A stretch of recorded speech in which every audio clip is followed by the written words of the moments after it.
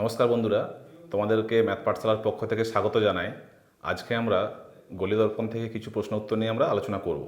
এর আগে একটা ভিডিও আমরা আপলোড করেছি, তো তোমরা প্লেলিস্ট থেকে চেক করতে পারো। ভিডিওর তলায় আমরা ডেসক্রিপশন বক্সে লিঙ্ক দিয়ে দেবো। যারা নতুন আসছো তাদের কাছে রিকোয়েস্ট থাকবে আমাদের চ্যানেলটিকে সাবস্ক্রাইব করো, এবং কিছু যদি ডাউট থাকে তোমরা কমেন্ট বক্সে কমেন্ট করে জানাও, আমরা চেষ্টা করব তার উত্তর দেওয়ার। চলো তাহলে ক্লাস শুরু করা যাক। অবশীর্ষ প্রতিবিম্বের ক্ষেত্রে রৈখিক বিবর্ধন m এর মান হল m greater than 1, m equal to 1, m less than 1 প্রদত্ত সবগুলি। সঠিক উত্তর হচ্ছে প্রদত্ত সবগুলি। বন্ধুরা দেখো, রৈখিক বিবর্ধন অর্থাৎ ম্যাগনিফিকেশন m ইকুয়াল টু হচ্ছে প্রতিবিম্বের আকার বাই হচ্ছে বস্তুর আকার। এর অর্থ কি? প্রতিবিম্বের আকার ও বস্তুর আকারের যে অনুপাত, সেটাই হচ্ছে রৈখিক বিবর্ধন বা m। আমরা যদি কথাই বলি, বস্তুর থেকে প্রতিবিম্ব কত বড় তৈরি হয়েছে, সেটাই হচ্ছে রৈখিক বিবর্ধন বা ম্যাগনিফিকেশন। এবার দেখো, ম্যাগনিফিকেশন গ্রেটার দেন 1 হবে, একের থেকে বড় হলে প্রতিবিম্বের দৈর্ঘ্য বস্তুর দৈর্ঘ্য থেকে বড় হবে। m লেস দেন 1 হলে প্রতিবিম্বের দৈর্ঘ্য বস্তুর দৈর্ঘ্য থেকে ছোট হবে। m ইকুয়াল টু 1 হলে প্রতিবিম্বের দৈর্ঘ্য এবং বস্তুর দৈর্ঘ্য সমান হবে। ঠিক আছে? তো দেখো, এটা হচ্ছে অবতল দর্পণের ছবি,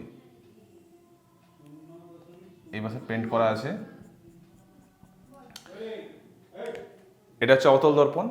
একটা জিনিস খেয়াল করবে, ধরো এটা হচ্ছে প্রিন্সিপাল অ্যাক্সিস বা প্রধান অক্ষ। প্রধান অক্ষের ওপরে বস্তুটি রাখা আছে। ঠিক আছে?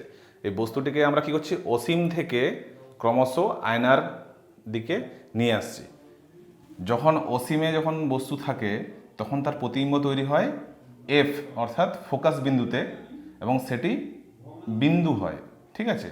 এবার যত এই বস্তুটিকে কাছে আনবো, বস্তুর সাইজ তো আর ছোট বড় হচ্ছে না, বস্তুর আকার ফিক্সড, কিন্তু ছায়াটা ছোট বড় হবে। যখন দূরে ছিল তখন এখানে বিন্দু ছিল, যত কাছে আসবে তখন এফ আর সি এর মধ্যে হালকা বড় হয়ে গেল। এই করতে করতে যখন এই সিতে যখন চলে আসবে, প্রতিবিম্ব সিতেই তৈরি হবে এবং সমান তৈরি হবে। এবার যখন এই পাশে বস্তু চলে আসবে তখন প্রতিবিম্ব এই পাশে তৈরি হয়ে যাবে। তাহলে বলতে চাইছি আমি যে বস্তুটি যত আয়নার কাছে আসবে, প্রতিবিম্বটি ফোকাস থেকে তত দূরে সরে যাবে এবং ক্রমশ বাড়তে থাকবে। প্রথমে বিন্দু ছিল, একটু বাড়লো, তারপরে বস্তুর আকারের সাথে সমান হলো, আরও বাড়লো, তারপর অসীমে গিয়ে আরও অনেক বড় হয়ে যায়। ঠিক আছে? তাহলে খেয়াল করো, এখানে দেখো প্রতিবিম্বের আকার বাই বস্তুর আকার। যখন বস্তুটি যখন অসীমে ছিল, প্রতিবিম্ব তখন তো বিন্দু, তাহলে লব ছোট আর হর বড়, তখন ম্যাগনিফিকেশন কী হবে, লেস দেন 1। এইবার যত বস্তুর কাছে আসছে, যখন এই সিতে চলে এলো, মানে বক্রতার কেন্দ্রে, এখানে বস্তুর আকার এবং প্রতিবিম্বের আকার সমান হয়। তাহলে উপর নিচ কেটে গেলে কী হচ্ছে, 1 হয়ে যাচ্ছে, তখন m ইকুয়াল টু 1 হয়ে যাচ্ছে। এবার যখন বস্তুটি যখন আরও কাছে চলে আসছে, তখন প্রতিবিম্ব এই পাশে, প্রতিবিম্ব আরও বড় হয়ে গেল। তাহলে এবারে লব বড় হয়ে গেল, হর ছোট হয়ে গেল, তখন মান কী হবে, m গ্রেটার দেন 1। তখন প্রতিবিম্বের দৈর্ঘ্য বস্তুর দৈর্ঘ্য থেকে বড় হয়ে যাবে। তাহলে অবতল দর্পণের ক্ষেত্রে তিনটে রেজাল্টেই পাওয়া যায়। m গ্রেটার দেন 1ও পাওয়া যায়, m লেস দেন 1ও পাওয়া যায়, m ইকুয়াল টু 1ও পাওয়া যায়। উত্তল দর্পণে সৎ বস্তুর প্রতিবিম্ব সৎ ও অবশীর্ষ, অসৎ ও অবশীর্ষ, সৎ ও সমশীর্ষ, অসৎ ও সমশীর্ষ। আমাদের সঠিক উত্তর হচ্ছে অসৎ ও সমশীর্ষ। বন্ধুরা দেখো, উত্তল দর্পণে সর্বদা আমাদের অসৎ ও সমশীর্ষ প্রতিবিম্বের সৃষ্টি হয়। প্রথমে বুঝে নিই আমরা, অসৎ বলতে কী বোঝো? যখন দুটি রশ্মি মিলিত হচ্ছে বলে মনে হয়, দুটো রশ্মি মিলিত হচ্ছে বলে মনে হয়, তখন অসৎ প্রতিবিম্ব তৈরি হয়। আর তোমরা মনে রাখবে, অসৎ যখনই হবে তখন বস্তুটি সোজা হবে, অর্থাৎ সমশীর্ষ হবে। ঠিক আছে? আর দুটি রশ্মি যখন সত্যিকারের মিলিত হয়, তখন এখানে সৎ প্রতিবিম্ব তৈরি হবে, আর সৎ মানেই হচ্ছে উল্টো। তাহলে অসৎ তার সঙ্গে সোজা, সৎ তার সঙ্গে উল্টো। দেখো পি কিউ একটি বস্তু আছে, পি থেকে আমরা জানি যে ছবি আঁকতে গেলে দুটো রশ্মি লাগবে, তাহলে পি থেকে প্রধান অক্ষের সাথে সমান্তরাল একটি রশ্মি উত্তল দর্পণের প্রতিফলক তলে আপতিত হওয়ার পরে প্রতিফলিত হয়ে এডি পথে চলে গেল। তাহলে এই এডি যে রশ্মিটি আছে একে যদি আমরা পিছন দিকে যদি বাড়ায় তাহলে প্রধান অক্ষকে এ বিন্দু ছেদ করছে, তাহলে আমরা ফোকাস পেয়ে গেলাম। ঠিক আছে, ডটেড লাইন কেন দেওয়া হচ্ছে? কারণ রশ্মি বাস্তবে এই পাশে যায়নি, একে আমরা মিলিত করেছি। আরেকটি রশ্মি পি থেকে এমনভাবে পাঠাচ্ছি যাতে সেটা সি বিন্দু অর্থাৎ বক্রতা কেন্দ্রকে টাচ করে। তাহলে আমরা জানি ব্যাসার্ধ পরিধির উপরে লম্ব হয়, তা লম্ব আপতন হলে কি হবে? আলোক রশ্মি যে পথে আসবে সেই পথেই ঘুরে চলে যাবে। তাহলে রশ্মিটি এই পি থেকে এই বরাবর যে রশ্মিটি আসছে আর এই রশ্মিটি দেখো পরস্পর এইখানে ছেদ করছে, তাহলে যেহেতু পি থেকে রশ্মি আসছে সেই জন্য দেখো পি ড্যাশ। আর এই কিউ থেকে অর্থাৎ পাদদেশ থেকে যে রশ্মিটি আসছে এটাও তো লম্ব আপতনই হবে, কারণ এটাও হচ্ছে বৃত্তের ব্যাসার্ধ। তা লম্ব আপতন হলে যেভাবে রশ্মি আসছে সেইভাবেই ফিরে চলে যাবে। তাহলে এইখানটাতে কিউ, এখানে যে কিউ ড্যাশ তৈরি হচ্ছে।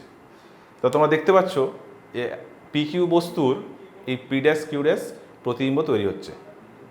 তাহলে বস্তুর থেকে দেখো প্রতিবিম্ব ছোট হয়ে গেল, যেহেতু এটা আয়নার পেছনে দেখো ডটেড লাইন দেওয়া আছে, মানে বাস্তবে মিলিত হয়নি রশ্মিদ্বয়, তো মিলিত হয়েছে বলে মনে করা হচ্ছে, সেই জন্য দেখো অসৎ। দেখো ওপরে মাথা ওপরে মাথা, তাহলে সমশীর্ষ। তাহলে উত্তল দর্পণের ক্ষেত্রে আমরা পাচ্ছি অসৎ ও সমশীর্ষ।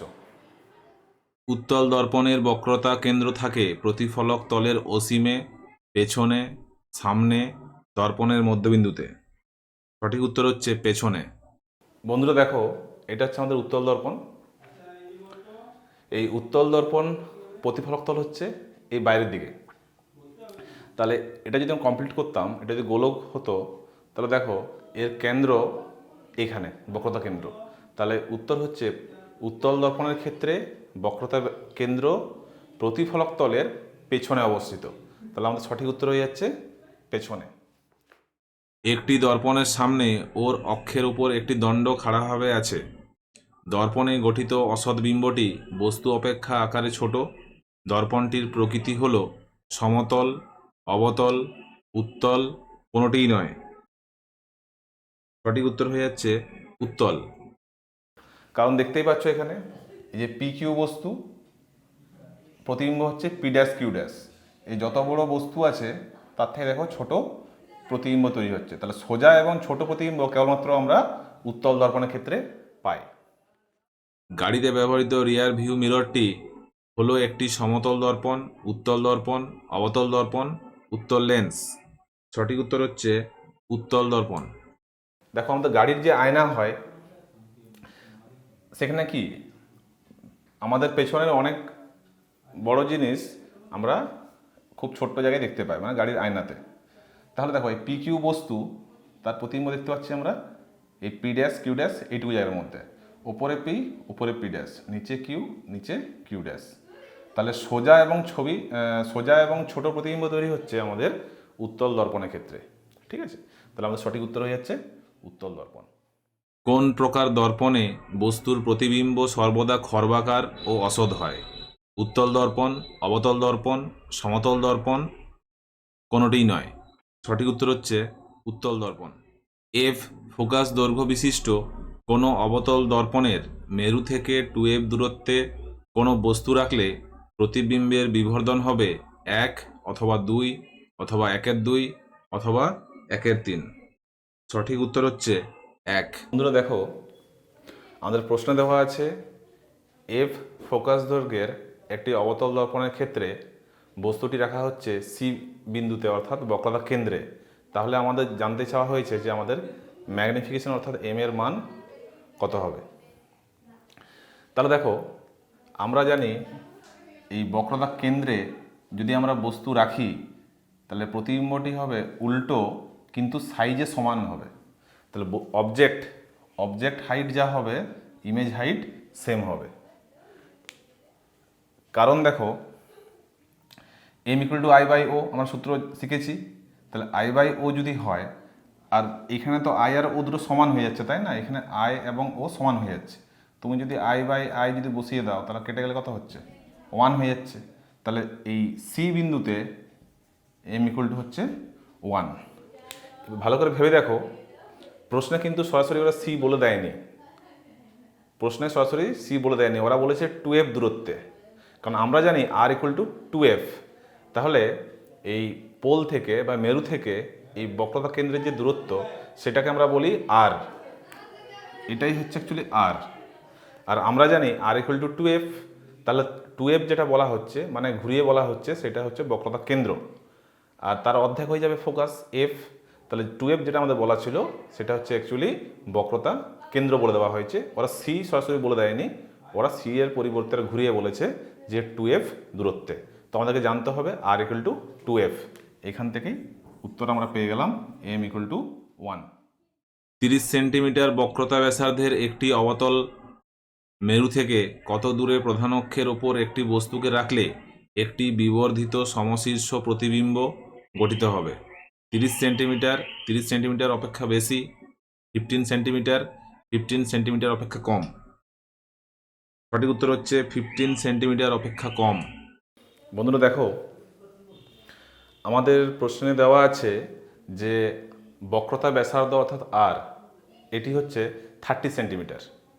তাহলে দেখো, বক্রতা ব্যাসার্ধ যদি আমাদের 30 সেন্টিমিটার হয় তাহলে আমরা জানি F equal to R by 2।